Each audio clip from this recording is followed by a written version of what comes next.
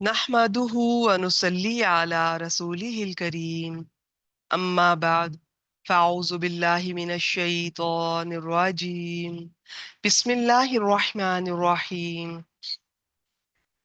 الحمدللہ اللہ تعالیٰ کی توفیق اور اللہ تعالیٰ کے فضل اور احسان کے ساتھ ہم آج اربعین نبوی کے سلسلے میں اگلی کلاس میں موجود ہیں، حاضر ہیں۔ آج انشاءاللہ تعالی باذن اللہ ہم حدیث نمبر 25 کا دوسرا اور آخری حصہ دیکھیں گے۔ زیادہ تر میں لاسٹ ٹائم آپ سے شیئر کر چکی ہوں، تھوڑا سا حصہ رہ گیا، اسے آج انشاءاللہ تعالی دیکھتے ہیں۔ بسم اللہ الرحمن الرحیم۔ یہاں پر وہ تمام چیزیں جو صدقہ ہیں ان کا ذکر ہم نے دیکھا، جس میں کوئی، یہ صرف ذکر ہیں، اذکار ہیں، ان میں کوئی کسی کا پیسہ اس طرح سے نہیں لگ رہا، کوئی مال نہیں لگ رہا، اسے کوئی بھی کر سکتا ہے۔ کوئی یہ نہیں کہہ سکتا کہ صرف مال والے ہی صدقہ کر سکتے ہیں۔ تو صدقہ کی ٹرم بہت وسعت رکھتی ہے اپنے اندر، اسلام میں اس میں بہت کچھ شامل ہے۔ تو یہاں پر جو ہم نے چند چیزیں دیکھی ان میں تھوڑا سا آپ سے ریپیٹ کر دیتی ہوں۔ اِنَّ بِكُلِّ تَسْبِیحَةٍ صَدَقَةٍ وَكُلِّ تَکْبِیرَةٍ صَدَقَةٍ وَكُلِّ تَحْمِیدَةٍ صَدَقَةٍ وَكُلِّ تَحْلِیلَةٍ صَدَقَةٍ وَأَمْرٌ بِالْمَعْرُوفِ صَدَقَةٍ وَنَهْیٌ عَنْ مُنْکَرٍ صَدَقَةٍ۔ یہاں سے شروع کرنا ہے۔ وَفِي بُضْعِ أَحَدِکُمْ صَدَقَةٍ۔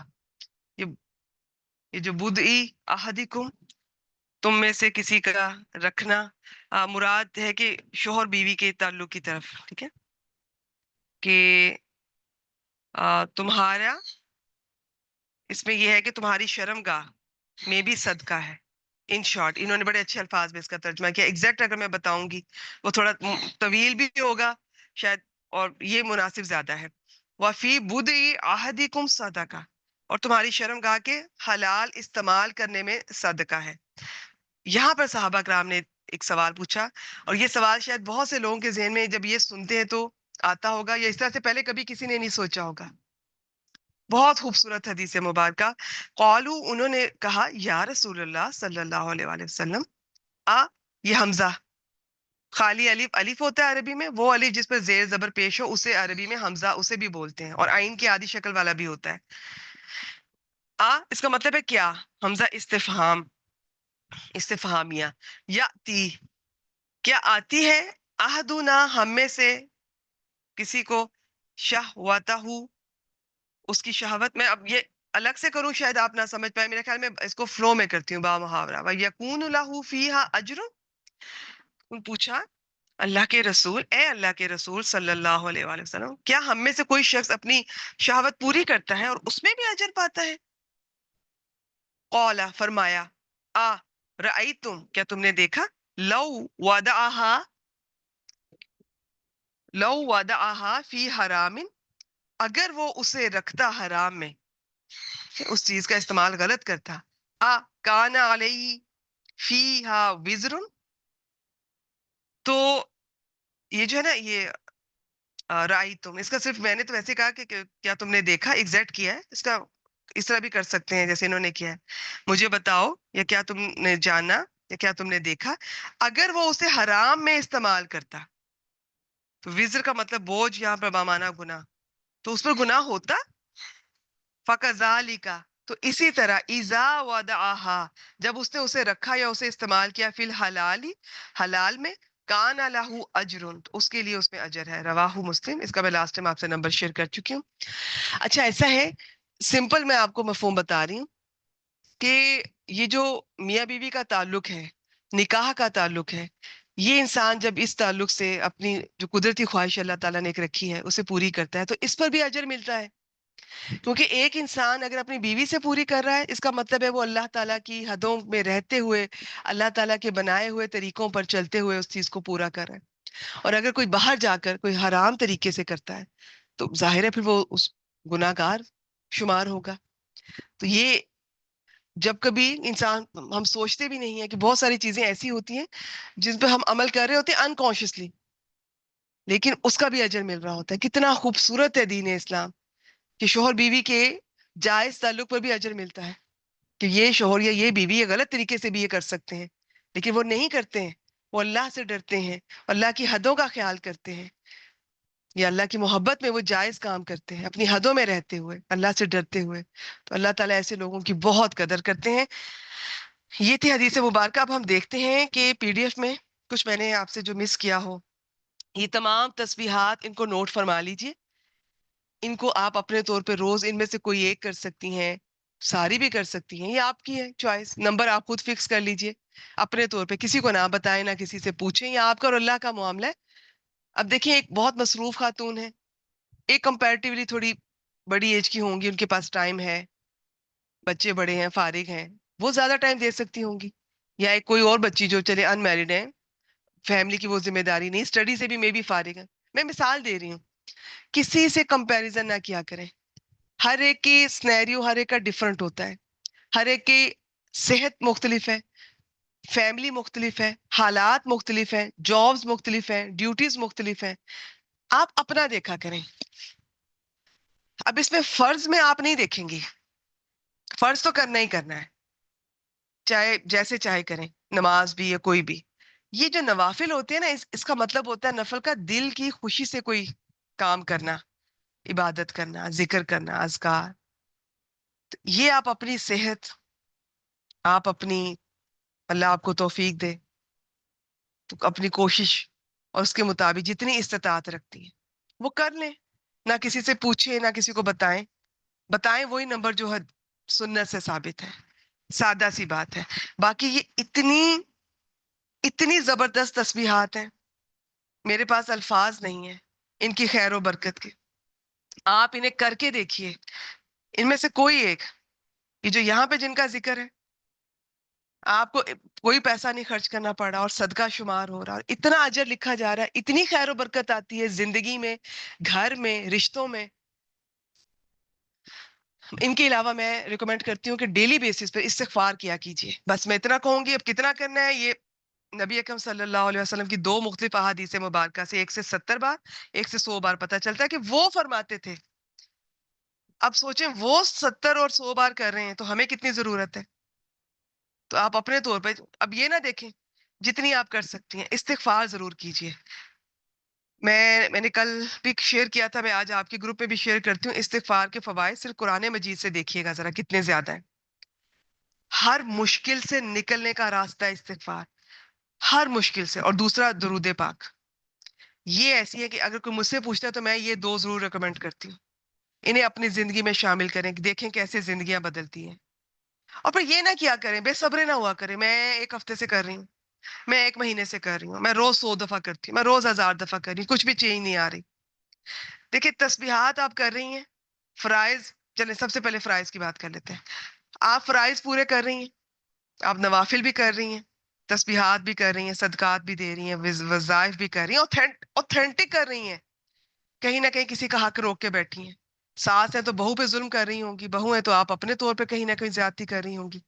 आप अपने शोहर और बच्चों के साथ ज्यादती कर रही होंगी, शोहर अपनी बीवी के हक में ज्यादती करता है, भाई अपनी बहनों का हिस्सा नहीं देते हैं उन्हें विरासत में से। अब एक लंबी लिस्ट है, अब आप खुद देख लें। कहीं ना कहीं आप किसी का हक रोक के बैठे हैं। काम करने वालों को वक्त पे तनख्वाहें आप नहीं देते, छोटी छोटी बात पे तनख्वाहें काट लेते हैं। इतने लोग हैं जो अपने वर्कर्स को वक्त पे तनख्वाहें नहीं देते हैं, तंग करते हैं।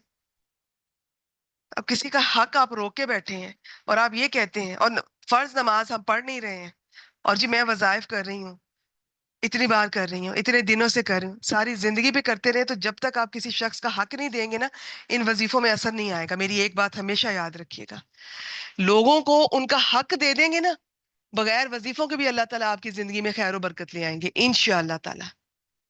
लोगों का हक ना रोकें कभी भी। जिसका जो हक है, आपकी बेटी का जो हक है, जो आपकी बहू का हक है, दे दें उसको आते ही। क्यों रोके बैठी हैं? आपके मरने के बाद भी तो सारा घर, सारा वो शोहर, जिस सब कुछ उसी का है, तो जिंदगी में उसको दे दे। और जिंदगी में लोगों को उनके हक दिया करें, जिंदगी में लोगों को तवज्जो दिया करें, जिंदगी में लोगों को वक्त दिया करें। बाद में तो सिर्फ पछतावे होते हैं।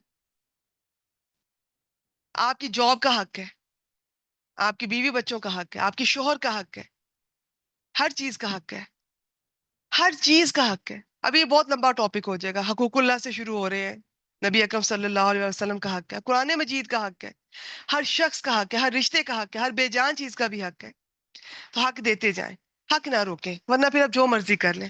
پھر یہی ہو سکتا ہوگا.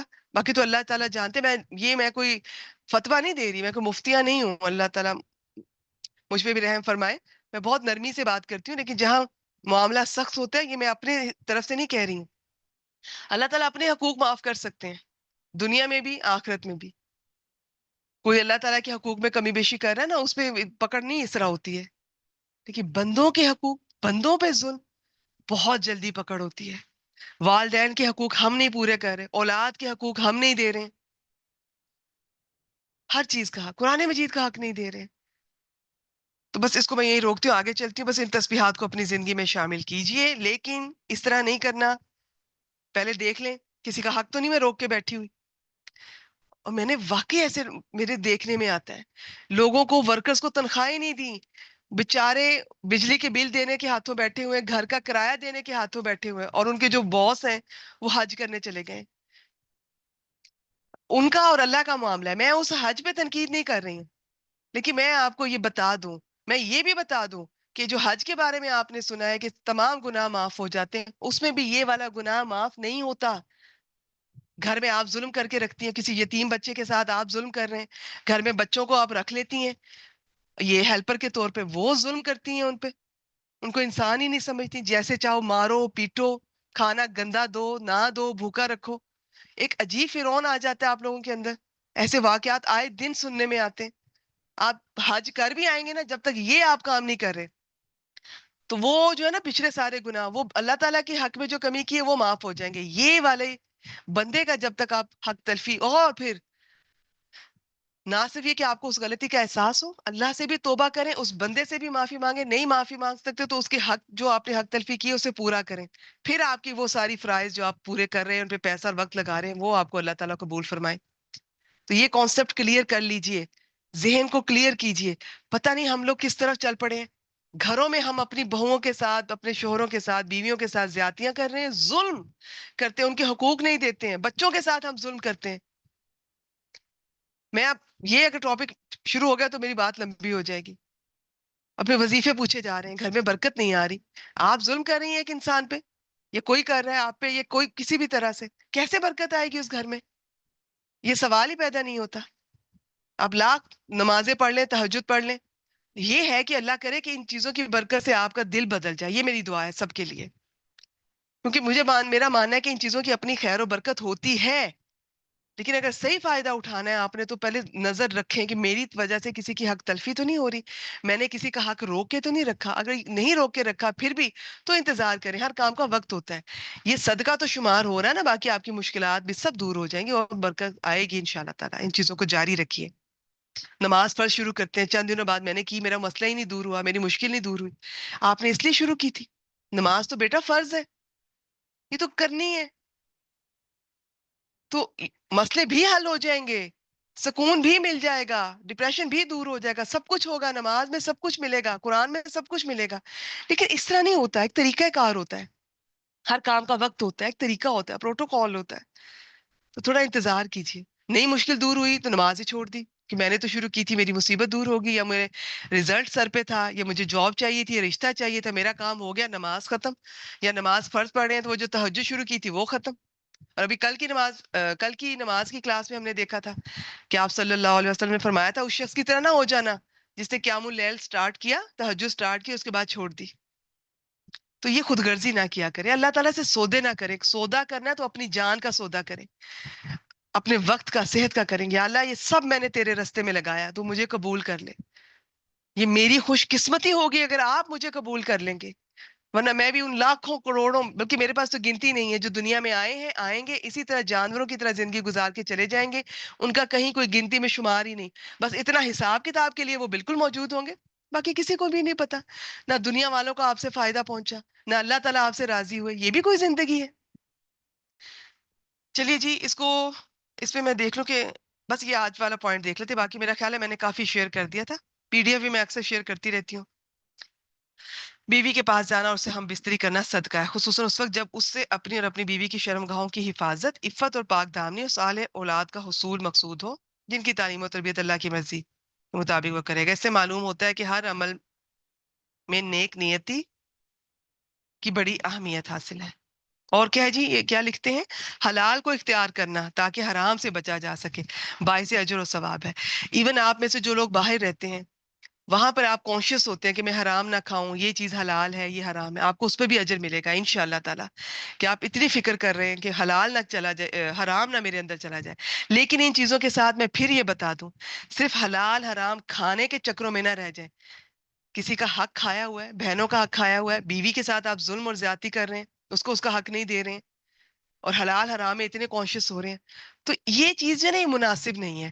آپ اس کا، میں یہ نہیں کہتی کہ وہ نیک کام چھوڑ دیں، آپ نے میرا ایک پوائنٹ آف ویو ذہن میں رکھنا ہے۔ جب میں اس طرح موازنہ کرتی ہوں تو میرا یہ مطلب ہرگز نہیں ہوتا کہ وہ نیک کام چھوڑ دیں۔ میں ان خاتون سے یہ نہیں کہہ رہی کہ تم اپنی بہو کو ستاتی ہو تو تہجد کیوں پڑھتی ہو، میں کہتی ہوں تہجد پڑھو لیکن ساتھ یہ کام کرنا چھوڑ دو، ٹھیک ہے؟ چلیے 1 منٹ۔